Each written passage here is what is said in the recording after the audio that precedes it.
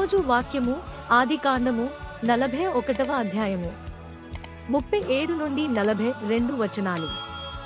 ఆ మాట ఫరో దృష్టికిని అతని సమస్త సేవకుల దృష్టికిని యుక్తమై ఉండెను గనుక అతడు తన సేవకులను చూచి ఇతనివలే దేవుని ఆత్మగల మనుష్యుని కనుగొనగలమా అని ఎనెను.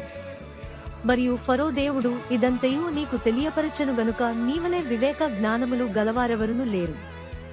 నీవు నా ఇంటికి అధికారివై యుండవలెను, నా ప్రజలందరూ నీకు విధేయులై యుందరు. సింహాసన విషయములో మాత్రమే నేను నీకంటే పైవాడనై యుందునని యోసేపుతో చెప్పెను. మరియు ఫరో చూడుము, ఐగుప్తు దేశమంతటి మీద నిన్ను నియమించియున్నానని యోసేపుతో చెప్పెను.